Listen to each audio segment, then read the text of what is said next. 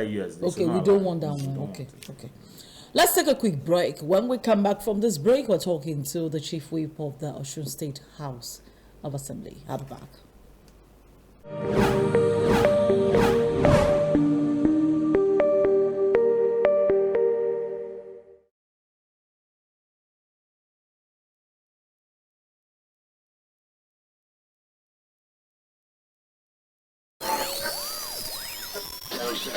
This is your radio. This is your radio. Star FM 101.5 gives you the best of music, news, talk, entertainment, and sports like never before. We give you incisive news every hour, quality music, and sports all day round. Listen to the most entertaining, creative morning show on radio as Star FM gives you top newspaper review, headlines about politics, business, crime, events, and entertainment stories between 7 a.m. to 10 a.m. daily. Our midday show gives you classic, up-tempo, and contemporary urban music to start your day and get you energized. Between 10 to 12 noon daily, we serve it fresh. Now, take your lunch with us on Lunch Hour Show between 12 noon and 2 p.m. as we pack you with good mix of music loaded with interactive live chart, comedy, game shows, and current events. Our word of sports on Star FM comes on daily at the 5 o'clock hour, 6 o'clock hour, and 10 o'clock hour. Daily on Star. Our evening belt showcase a mix of urban music, oldies laced with big jokes, talent hunt shows, and relationships. You don't want to miss is the PM Crew. And round up your day with us on Body and Soul, 11 p.m. to 1 a.m. Daily with the very best of rhythm and blues, cool music to take you to Wonderland.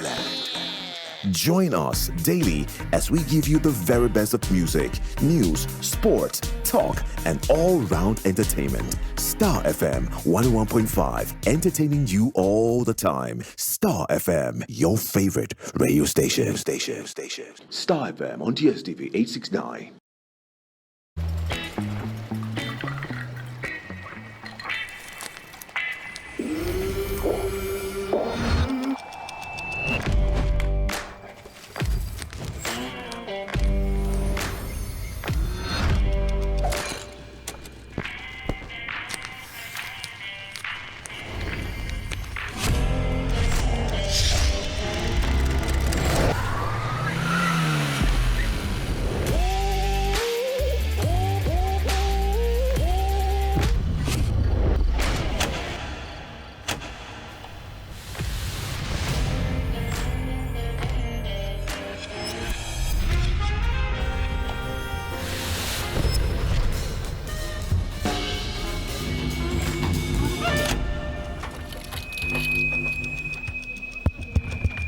Welcome, Simi.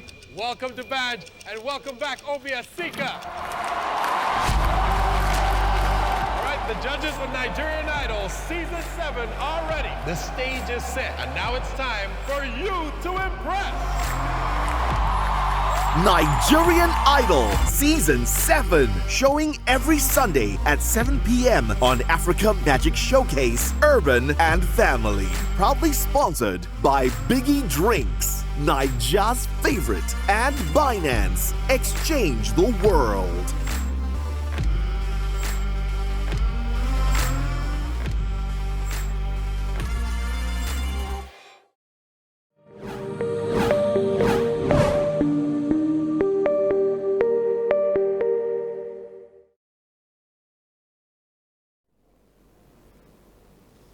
Yes, welcome back to the Bumper Breakfast. Of course, this morning we're going to be talking to our dearest Chief Whip.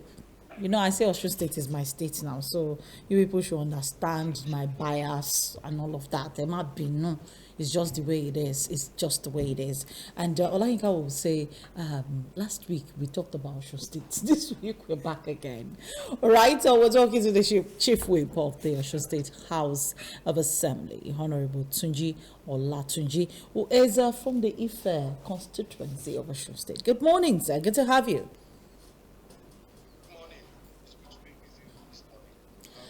Very well, thank you. Congratulations to your governor on winning the primary election on Saturday. How did that go anyway? Thank you so much. We most appreciate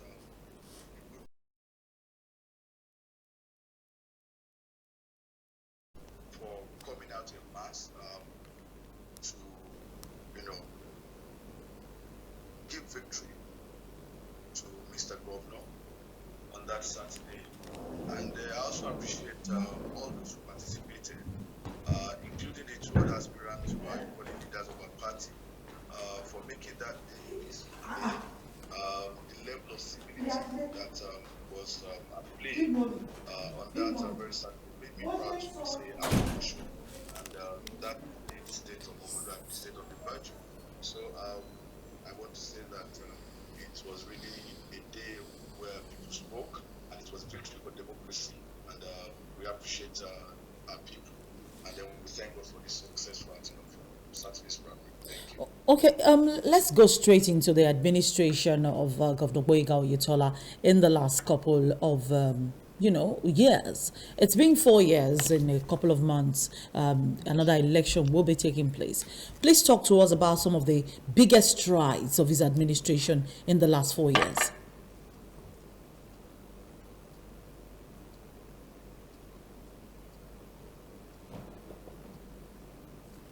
Did you hear my question, sir? Did you get my question? No, not at all. All right. So give us the biggest strides of Governor Oyetola's administration in the last 4 years. I mean, we're looking forward to another election, say, in 3 months now. How far have we come in Osun State in the last 4 years? What are the biggest strides of this administration? And please begin with your constituency. Well, and the RBS of Governor Oyetola's administration has been years of impact. It has been years of creative leadership.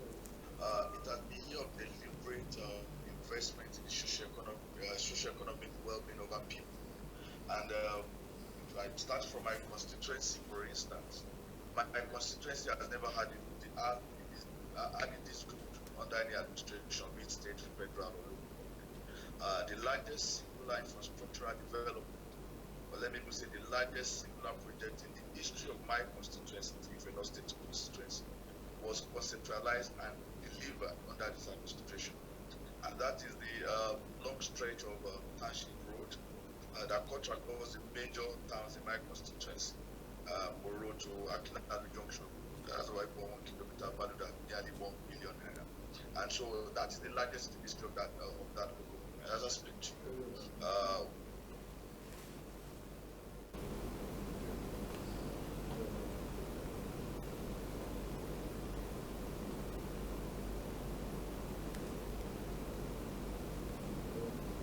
everywhere. Our distribution company was not forthcoming because it was it damaged power infrastructure of our constituency. This administration is magnanimity. Had to come to the aid of that constituency by making the funds needed for IBDC to carry out that repair available on monthly basis. 30,000 people in this state have been given up food supply. That is under the food support scheme of the administration. Just yesterday, another batch of 30,000 people were fed. They were given food supply. And the good thing is that we're using that food supply to develop the value chain in the state. So the government patronizes local food supply suppliers and manufacturers, and in turn passes on to the people. In the area of health infrastructure, you come to my constituency, I have 10 wards under me. And in each of those 10 wards, we have one primary health care center revitalized, equipped, and modernized. That is something that was also done across the state. Our state has 336 wards. And across the 336 wards of our state, you see, primary health care centers that has been revitalized for people to have access to primary health care. Not just that. Just about last month, 1,000 teachers were newly recruited. As I speak to you, they have been deployed into various schools where they will be teaching because we have a deficit of manpower in the teaching sector, and so the government has started 1,000 youth. That's 1,000 employment. That's 1,000 value additions.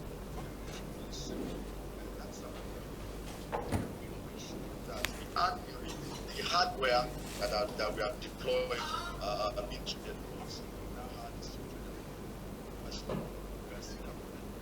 health infrastructure. A lot is happening on the state, and most importantly, is the ability and leadership skill. This present-day administrator is the governor in ensuring the judicious use of the resources of this state. In 2018-2019, the budget performance of this state is just something below 60%. As I talked to you, by the close of business for the last financial year, the budget performance of this state is not less than 85 to 90%. That is unprecedented. Not only the annals of that shows the level of prudence. That shows the level of management that has gone into this government. So the government is doing so much, so little, and that is one of the hallmarks of the leadership for this season at the time. The biggest challenge the world is facing today is economy. Yeah. The biggest challenge the nation is facing is economy. Yeah. As well as the state. So if anything, all over the world, world is sourcing for men and women of capacity and character to manage resources judiciously and effectively. And that is one area that Oyetola has distinguished himself as a prudent and a great manager of resources, both human and otherwise. So I would say that Osun State has been blessed with leadership that is prepared and equipped for this time and season. So that has been the summary of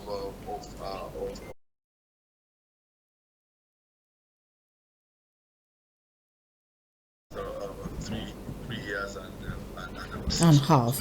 All right. One of the things also that I'd like us to talk about is the issue of salaries. Olayinka, before the chief of staff became the governor, owing salaries in Osun State was almost like something that everybody was talking about.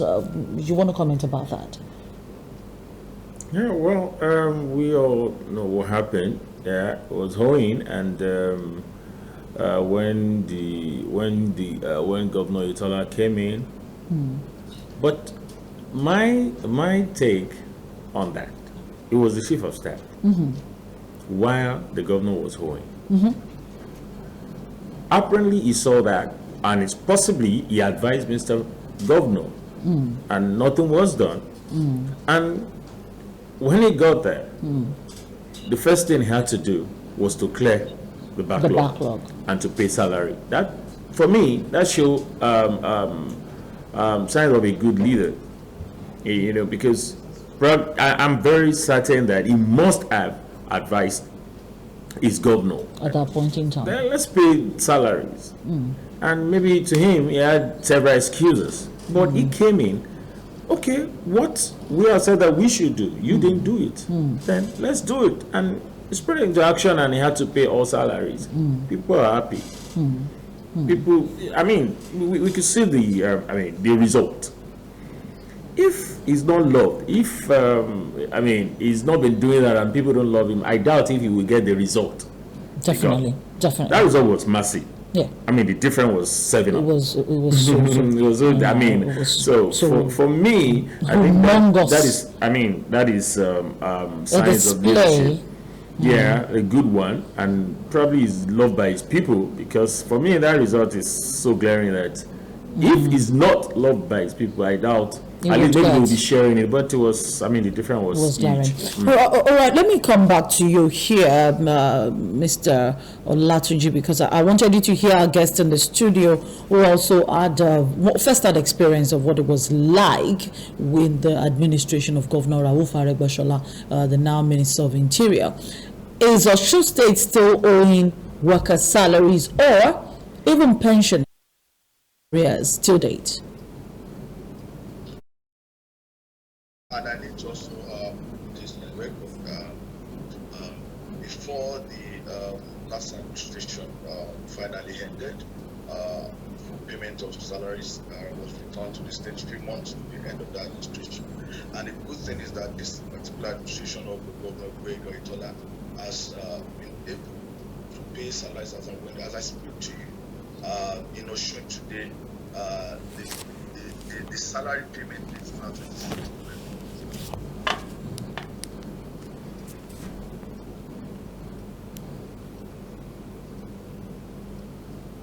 The administration, Mr. Governor himself, had admitted there is a mutual understanding between the workers and the government to say that we are owing you this, and as the economic situation eases, of course, that will be paid. So it's a debt that the state is owed and committed to pay, and I believe that this has happened to be paid. We must also have that the pensioners have had improvement. The work goes to them.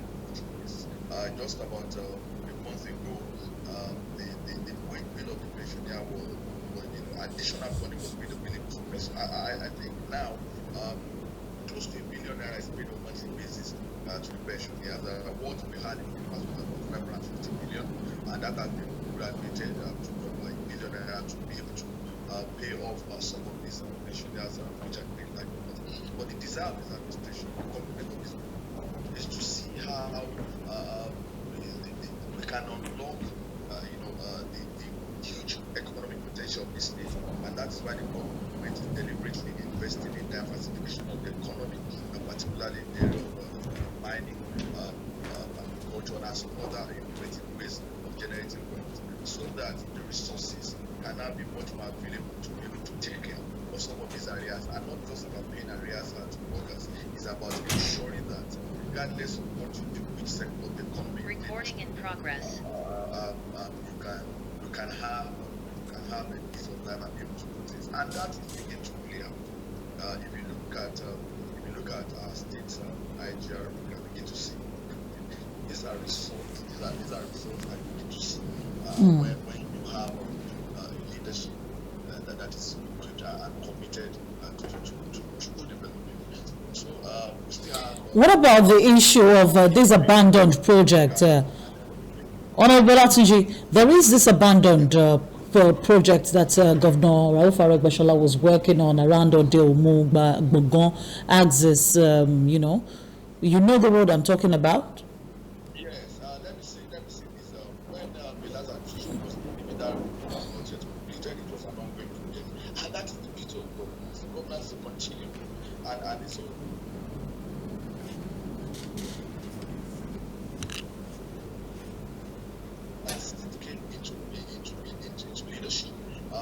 That road, the percentage of work done has been moved significantly.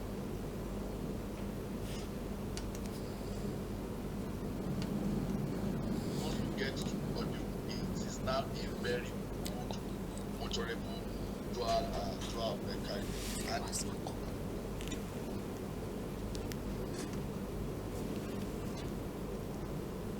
a government that is committed to sustaining the development of this state. Not just that.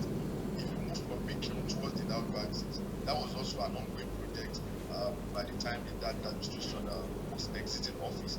And as I speak to you, this administration has also put resources, and not in millions, but in billions into ensuring that. So this administration is an administration that has come to build on where to build on the legacies of the past. This administration that has come to ensure that the most important thing is the people, the most important thing is the state, the most important thing is the kind of site we are going to build. And so it's not an administration that is seeing a project as the past government's project, but that is seeing a project that is project for the well-being of the people of Osun. And so it is ensuring that resources are being put into completion of those projects as I went through. So in addition to the new infrastructural investment that this administration has conceptualized and delivered, is that those other ones that are ongoing are also being taught. And I did also say, and this is record, one of the unique selling points with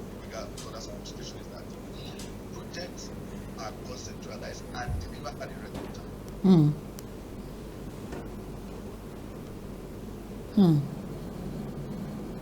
My time speaks.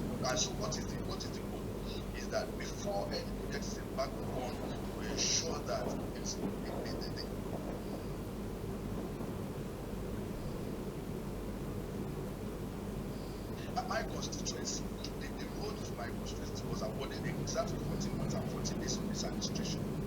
And I tell you, that project was delivered and commissioned exactly 500 days at this administration. When you look at this, you understand that apart from the bridge in Olaya that was supposed to be delivered by the 9 months, that the government needed to have an extension of about 2 months, and as I speak to that, is complete.